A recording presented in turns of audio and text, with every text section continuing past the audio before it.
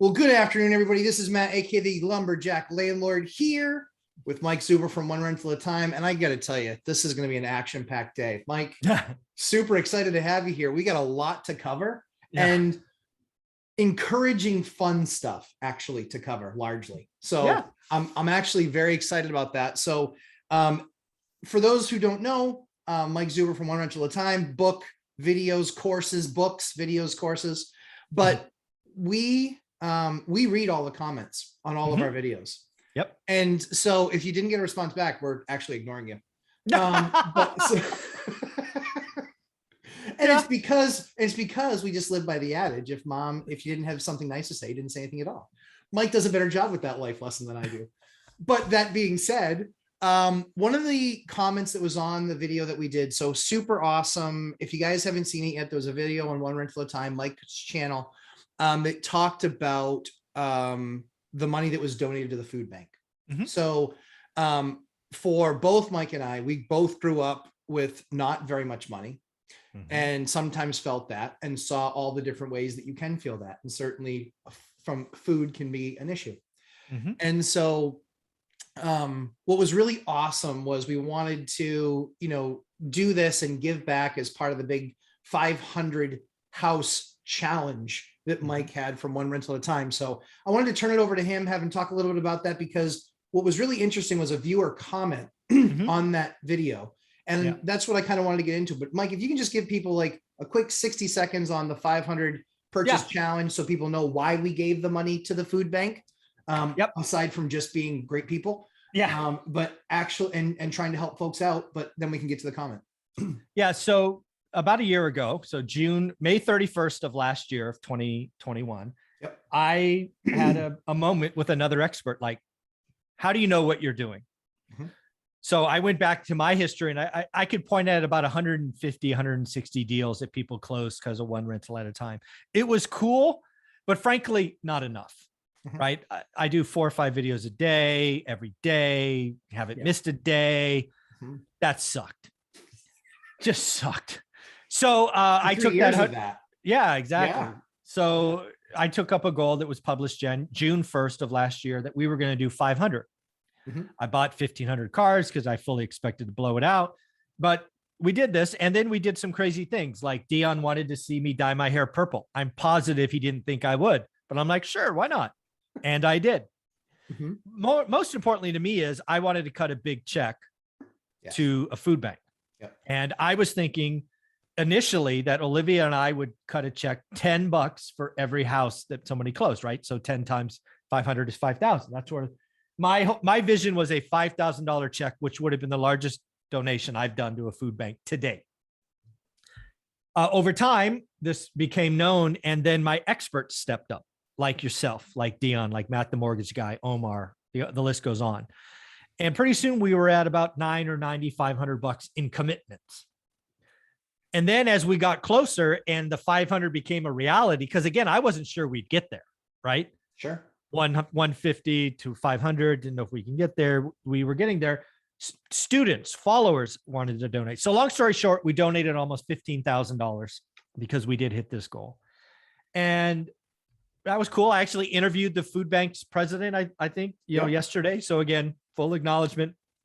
All you guys are awesome. But I got an email that made me, or not an email, a comment on that video was emotional. I cut and pasted it, sent it to you because I wanted to talk about it. And I'm just going to read it.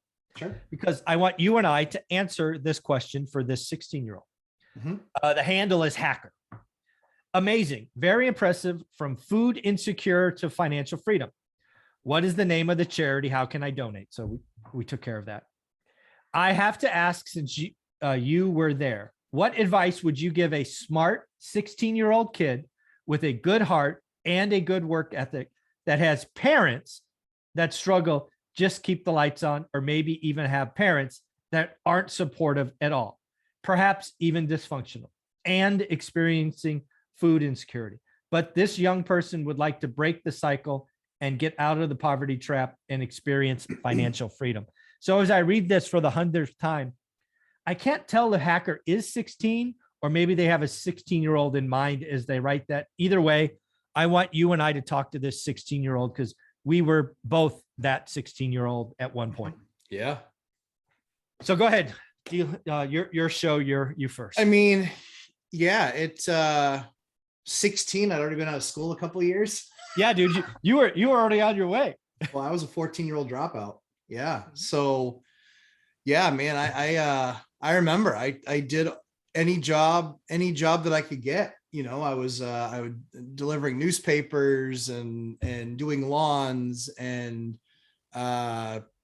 trading sports cards and you name it. Like I did anything I could do legally. But one of the things that I constantly was doing along while I was working and trying to just make money, I knew that I could do more. I knew that I could be better.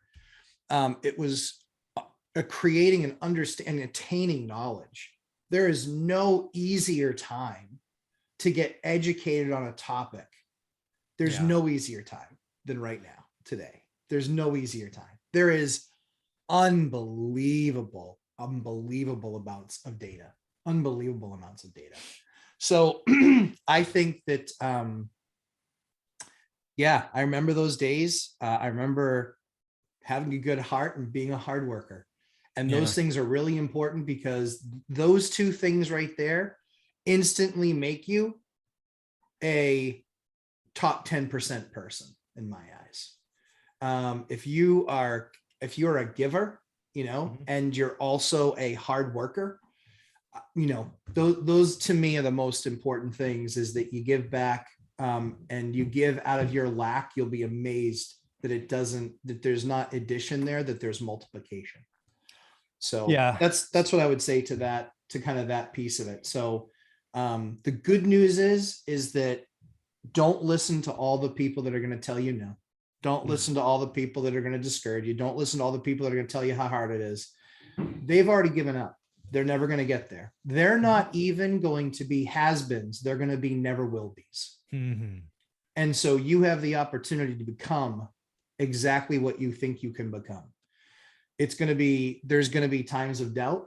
There are going to be unbelievable and what seem like unattainable goals and unsurmountable mountains. And you'll get there, because you only lose if you quit. Don't quit. Keep going.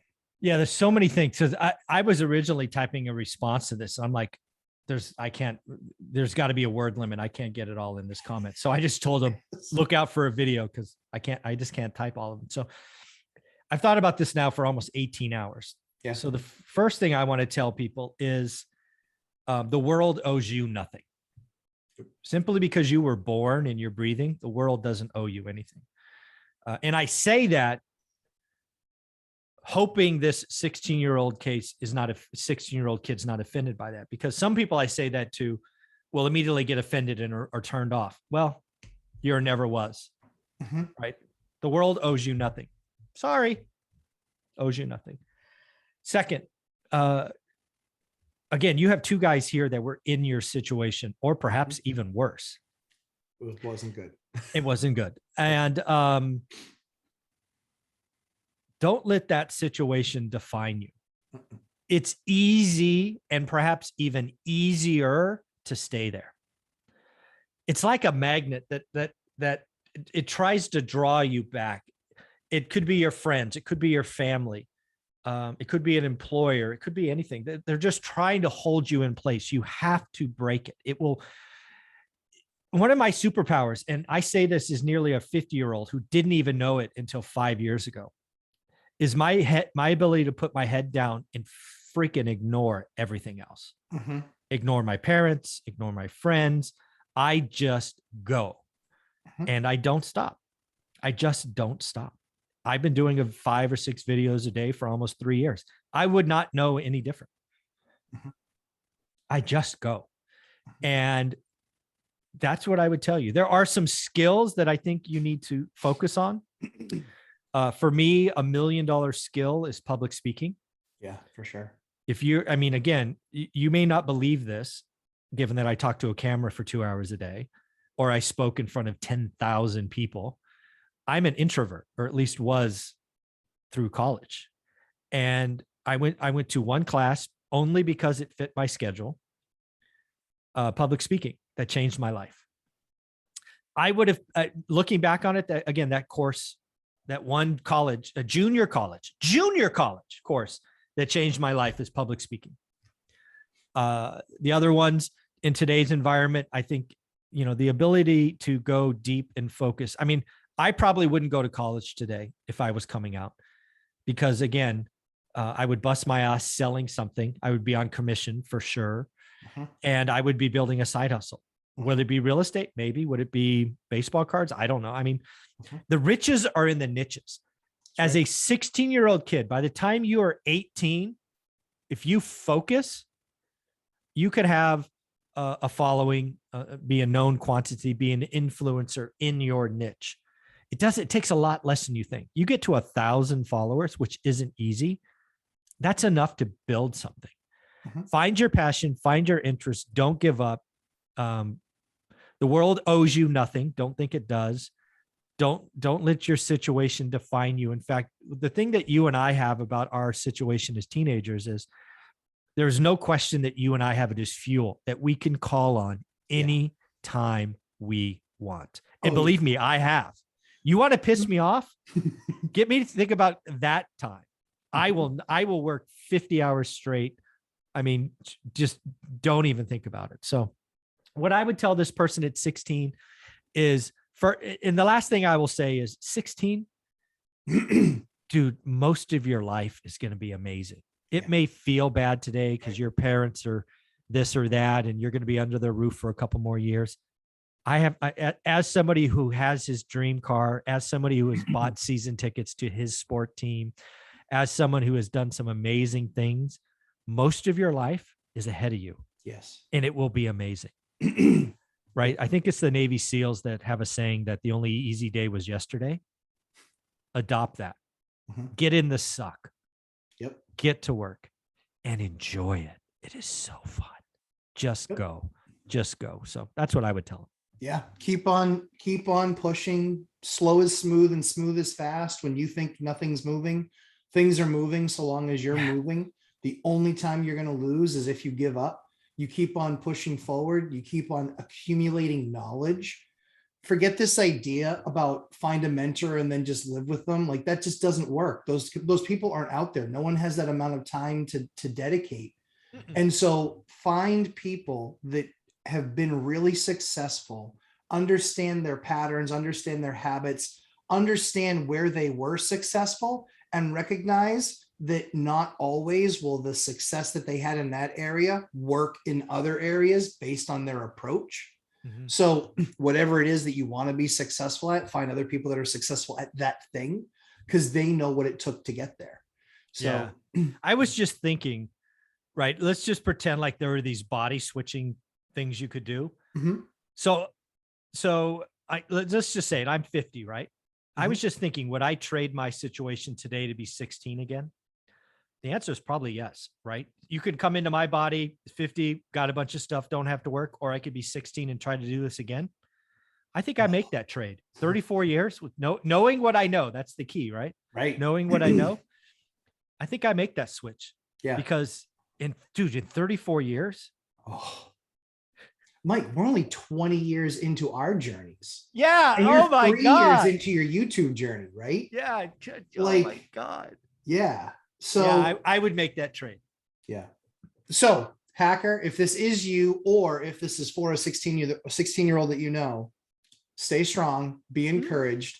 Don't listen to the haters. Don't listen to the doubters. I can promise you this.